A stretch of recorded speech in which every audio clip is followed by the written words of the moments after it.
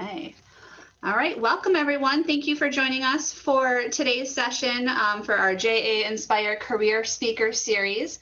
I am joined today by members of Chase here into the Western New York area, and I will go ahead and just turn it over to the team on the panel today to go ahead and introduce ourselves. And we'll start with our board member, our junior achievement board member, Bob McArdle. Bob, if you don't mind introducing yourself and just telling us a little bit about your role with Chase. Sure, thanks, Alicia. Bob McArdle. I'm responsible for the commercial banking office in both Buffalo and Rochester. I'm based in Buffalo, and commercial banking is basically providing credit, treasury services, a whole variety of services to our client base, which is typically companies that have revenues of $10 million on up to several $billion.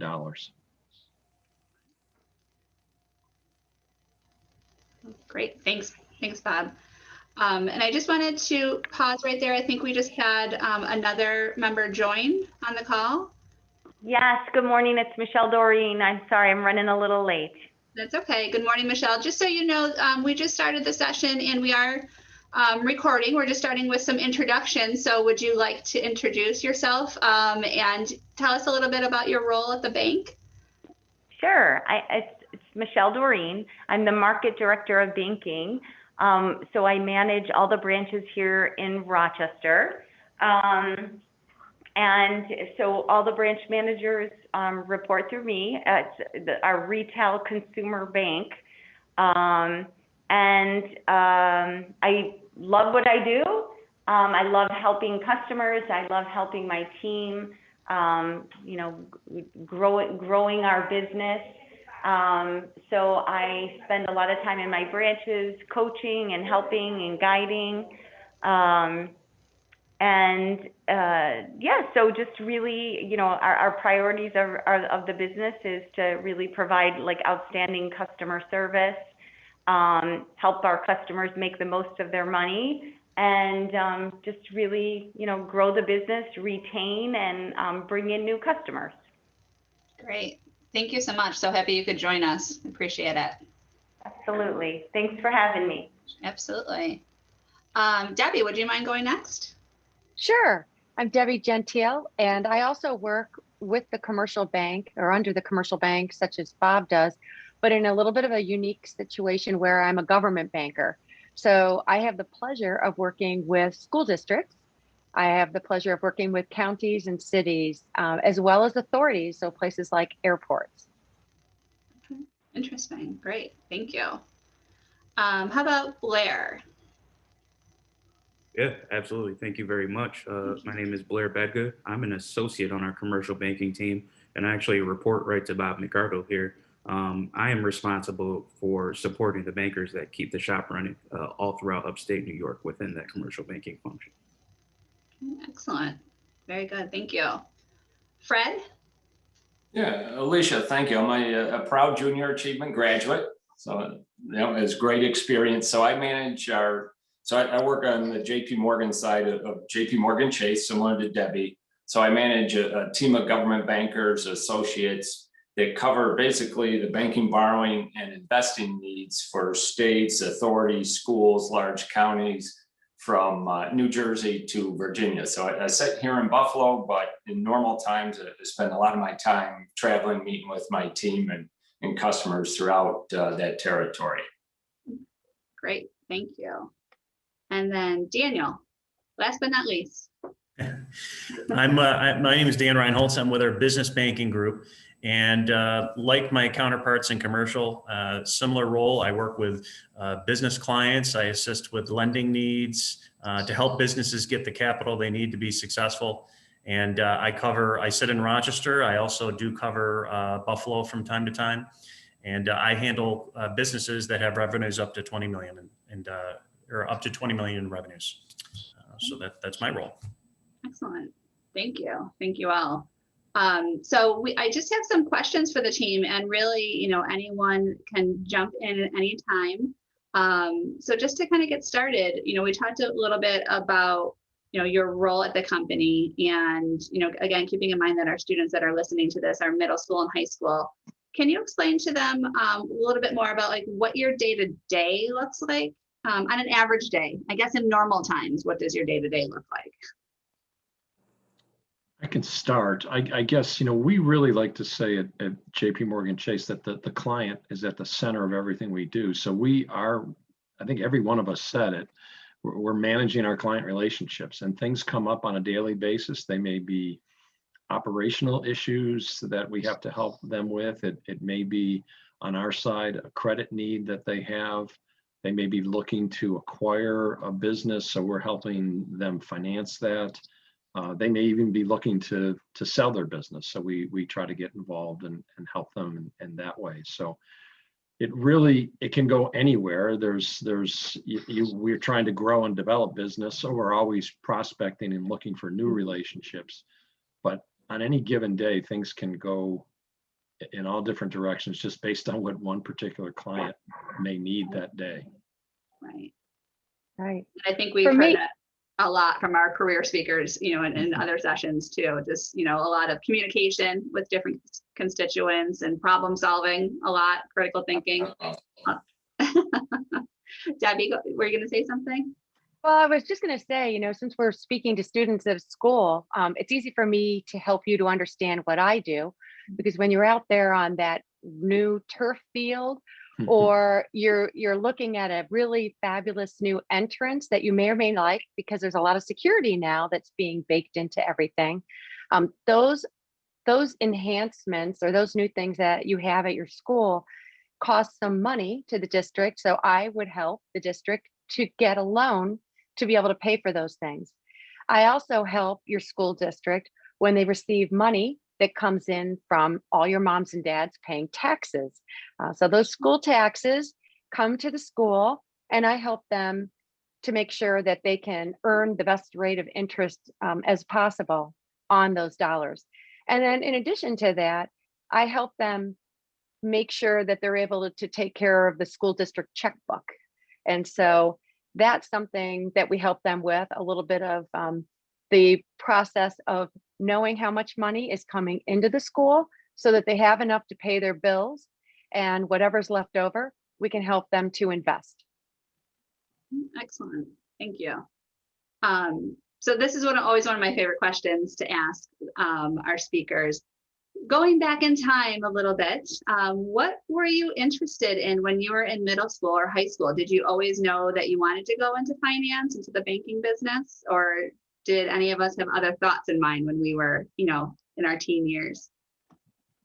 Yeah, I could. Blair, you're the most recent one. I think absolutely. I think you all saw me jump at that one. Right? I'll say, I think it's precious of mine. I think, I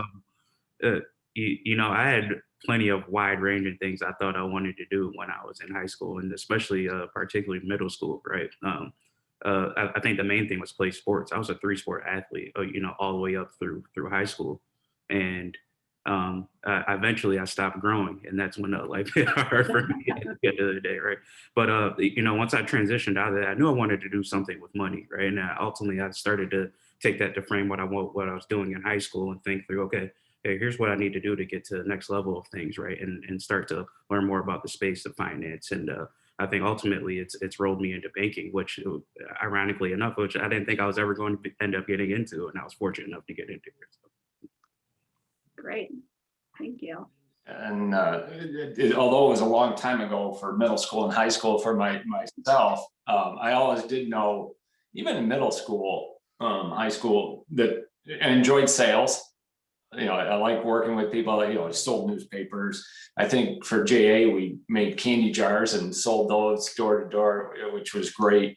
So I always knew I wanted to be in business, knew I liked sales. And in college, I like numbers. I like finance, math, accounting, and I like sales and commercial banking. Working with a bank, you get to do both. So it was the best of both worlds. It was a perfect fit for the finance and the sales aspect. And so it kind of knew that's where I ultimately wanted to go. Great. Anyone else? Yeah, Alicia, this is Michelle. I'll start with, when I was in middle school and high school, I loved numbers, so I loved math. So I actually went to college to become a financial analyst, and came on board with Chase, and I enjoyed looking at profit and loss statements and analyzing numbers.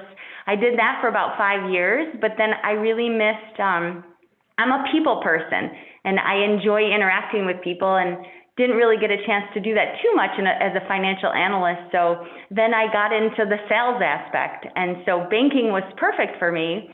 I got to continue to use my strengths around numbers, but then also got an opportunity to learn more about sales and marketing. So my career shifted a little bit, but I guess right now I have the best of both worlds. Great. Thank you.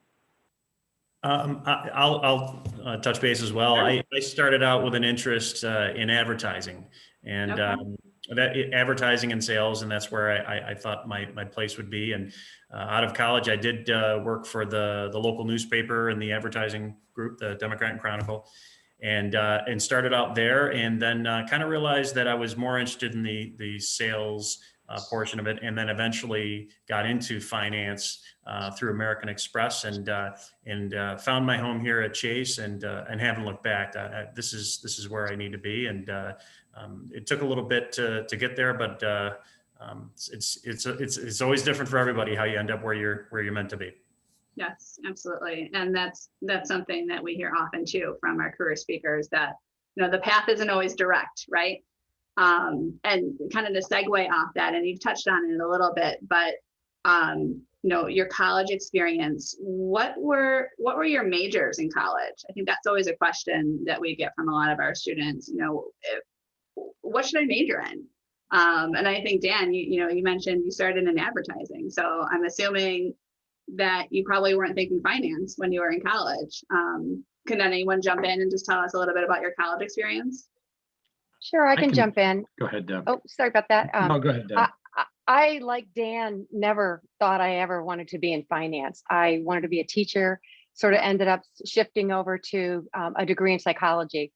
Ended up coming to work for the bank out of college, and it just became a career that I thoroughly enjoyed. And primarily because as a person that likes to work with people and teach folks, that's what I do every day. I have conversations with my clients and organizations, associations, where I'll speak to groups and help educate them on how to do their job better. And it can be all sorts of things in our world, not just banking, but even fraud protection and things like that. I think that for me, the best part of a career at a large company like JP Morgan or Chase is the fact that there are a lot of jobs in the company. So I've had the opportunity to be a branch manager, to work in small business, and to work on the commercial bank in government banking. I also have the ability to move around. If I didn't want to stay in Rochester, I could look for job opportunities across the nation and the world and apply for those and move forward. And I think another thing that's really important to know when you're making decisions is there are a lot of companies out there that once you work for them, they'd be willing to help you pay for your education, and sometimes fully pay for your education if your focus is in an area that's going to help the company as well. So in other words, JP Morgan or Chase is not going to pay for me to go to school to be a teacher, but they would support a degree or an education in business. I think that the short story is what I say to my own daughters is find a path that makes you feel excited, but don't be afraid or feel that you have to lock yourself into a specific career, because you, like me, very well likely might change your path or direction as you move forward in your life, as you gain new experiences and knowledges and find out what's really out there and what really sort of lights your fire. Right. Great advice. Thanks, Debbie. I was going to say, I actually went to college to be a teacher, and I was a history major.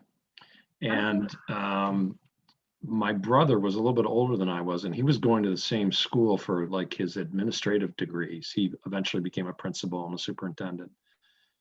but I would run into him and he just seemed like he was always complaining about his job. So I was like, well, why do I want to do that? And like to some of the other things that I think Dan and Blair and Fred said, they like numbers and they like people and I love sales. So I pivoted after my freshman year and ultimately got a finance degree with an accounting minor. And I agree with Deb. You get into a bank, and there's just so many different avenues for you to take. I worked in operations, making sure the branches had enough coin and currency in the branches. I worked in loan workout, which was when the loans went bad, we tried to collect them, and then eventually into more of a credit and underwriting role, and then in the commercial banking. And another thing that I think would help people as well too, certainly within our organization, if you're willing to move, you could do almost anything, because our bank is so big, so spread out across the country, that you can go almost anywhere within the United States if you're willing. You know, there's jobs and there are opportunities here in upstate New York, Western New York, but if you really want to explore even further, you can raise your hand and go elsewhere within the organization. Right. That's great. And again, I think some of you have touched on this in your answers, but you talk about the multitude of different jobs that are available at the bank, across the country. What would be the minimum level of education needed to attain one of those jobs? Is it something, do you have to have a college degree? What does that look like? Maybe Michelle can take that one, at least from her area, and then we can talk a little bit. But you want to take that, Michelle? Sure. So in the branch banking world, there's different positions. There's branch managers, there's associate bankers, which are also known as tellers, and then there are licensed banker positions. And the branch manager and the banker positions do require a 4-year college degree, whereas the associate banker, or we also have a lead associate banker, those two require a high school degree or a GED. So, yep, those are the schooling requirements for any positions in the branches. Okay, excellent. Thank you. That's good to know. And then, in addition to that, what do you look for in an employee when you're hiring? We talked a little bit about the technical skills that are needed to do a job like this, but what are technical skills and what are some of the soft skills that make a good team member? Yeah, if you don't mind, I'll answer the soft skills and I'll let others talk about the technical, but without a doubt, attitude. It's the one skill that will set any of the students apart. It's the one soft skill that every employer is looking for, but it's so hard to find. I mean, we can teach you, you'll have the basic degrees that we just talked about, and we'll teach you the technical skills for the job, assuming you have the right degree, but you can't teach attitude. And if you can go into a job interview with a positive attitude, a lot of enthusiasm, you will immediately stand out amongst many other candidates. So me as a manager, that's the first thing I'm looking for. Other people on my team that will interview, they'll focus more on the technical skills, but is the attitude there? Is the enthusiasm there? And then behind that, I'll say cultural fit. I mean, JP Morgan Chase has a tremendous culture of respect, integrity, openness, fairness, how we treat each other. And we want to make sure that whoever we hire is going to fit within that culture. So that would be my 2 cents on the soft skills. And I'd say maybe to add to that on the soft skills, building communication skills are entirely important here. And also having integrity, I think what ultimately helps teams mesh together and keep their core is how you're operating. Not only in front of clients, but behind closed doors too. If you're doing the wrong things, your team will fall apart. So, I think what I see on our teams, between Rochester and Buffalo and even through all of upstate is, ultimately we're always following the rules, right? And I think all our teams are dependent on sometimes each other to make sure we know the rules and keep everything meshed together. So.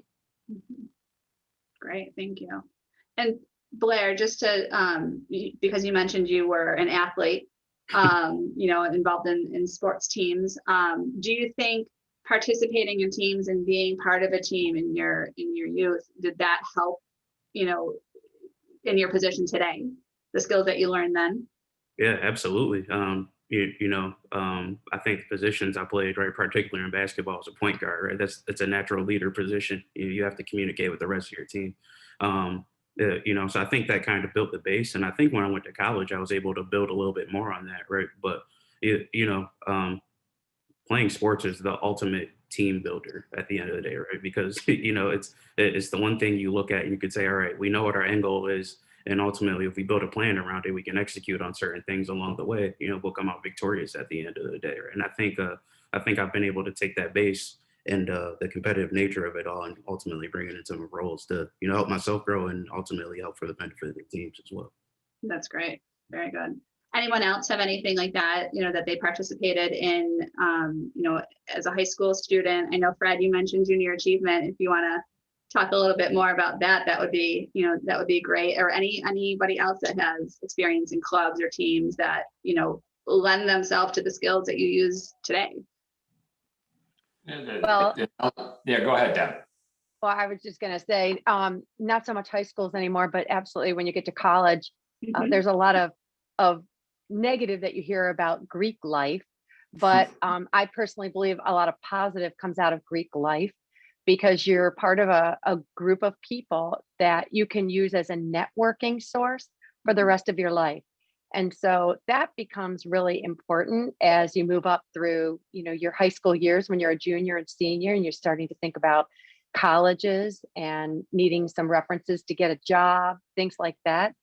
It's really important to have a good group of people that you can reach out to. And as you get older, to help you in your job searches or to just explore other opportunities. So I would add that piece. That's great. I would just add there too, as we're looking at candidates that have more experience, we're looking for their activities in the community. Are they on a board? Are they active in the community, volunteering for not-for-profits? Because that's just something that's unnatural, really, in terms of our jobs and things that we should be doing. So we do look for people that are not just kind of developing themselves, but helping other people, mentoring other people, and supporting not-for-profits. Right. That's a great point. Absolutely. All right. Anyone else? Alicia, it's Michelle. I would just add, when I was in middle school and high school, I participated in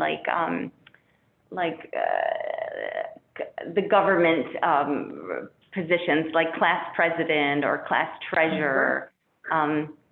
So I did that throughout my whole middle school and high school. And then even in college, I agree with Debbie, getting involved in as many organizations or volunteer work. I also did some volunteer work when I was in college. Really just helps make you a better, well-rounded person, really, because you're gonna learn a lot from your parents, you're gonna learn a lot from school, but you're gonna learn a lot from all different types of people. So I think that's really important. Right. Yeah, and the JA experience was fantastic. Taught me how to work with. I mean, again, what we did was really simple, but it was really to teach us how to do the financing of starting a little business, putting together, buying the supplies, packaging it, making it look nice, and selling it, which was great experience going door to door. You can't learn how to sell any better than that, which I know for a lot of kids listening to this, you think sales, you think used car salesman, that's the wrong impression. I mean, all the folks you're hearing from on this call, extremely professional, and we all do sales on a day-to-day basis. So anything that you can do to help you learn how to sell is going to help you no matter what career you go into, because it's really, as Debbie said earlier, about helping people.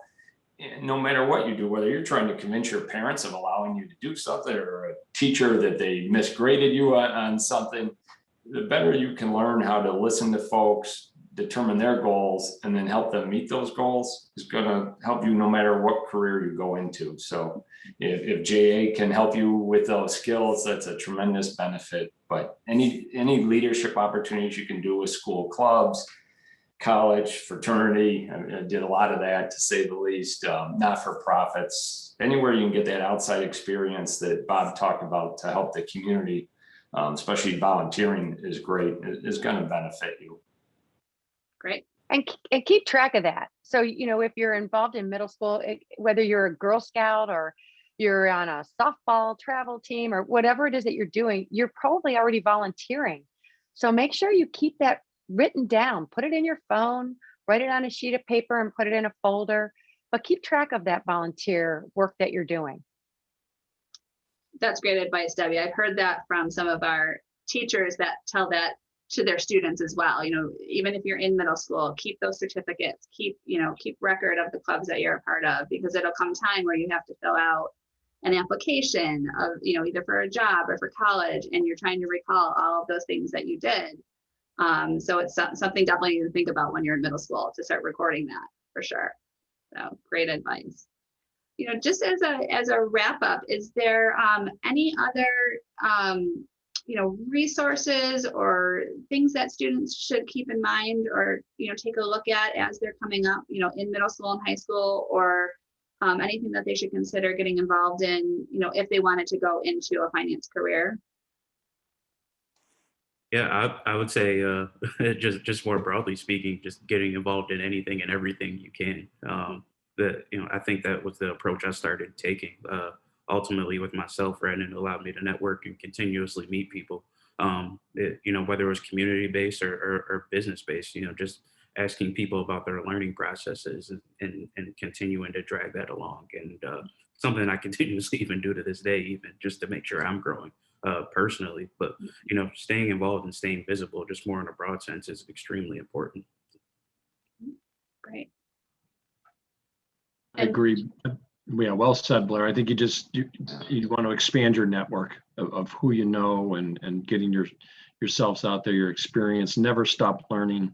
You always want to keep driving and educating yourself. I remember when I got out of college, I was like, I'm done. I'll never go to school again. And then the bank offered a very attractive program to get my MBA, for me to do that. So and have done, I think Debbie or somebody mentioned license, or maybe Michelle, some of us have different licenses that we've gotten over the years. So don't ever stop learning. Just keep trying to grow yourself. Yes, we hear that a lot too, across all the different career clusters that we're working with and we're talking to different representatives from. It's that lifelong learning, that opportunity to take in more information and, like you said, network with more people and just experience more new things as much as you can. My final question, and I know a lot of our teachers that are watching this are always curious about this. Does Chase offer internships, either at the high school level or the college level? Is that an opportunity to consider, in the future? Does that exist? Maybe in normal times, maybe not, right now, but whenever we get back to normal. Yeah, we actually had quite a few interns even during the pandemic. I won't say unfortunately, but there's not so much in upstate New York that we do. It's a lot in the bigger cities where we have internships, and you do have different business lines here. So I shouldn't. I'll speak for my business line. So I don't know if Fred and Dan and Michelle and Debbie have different experiences, but it tends to be concentrated in a couple cities. Right. Yeah, and Michelle answer that. Yes, same with me. There's a lot of confidentiality and we work with customer information a lot. So there's not a whole lot of opportunities for internship. They're right. It's more in the bigger cities where we have more like operational type positions. So like Manhattan, Chicago, Ohio, Texas is where most of the internships are. Right. Okay. Because here in Western New York, the office is relatively small, right? And I'll just add to that, and Blair can add too. But Blair and I were lucky enough yesterday to spend the day interviewing minority candidates for a summer fellowship program.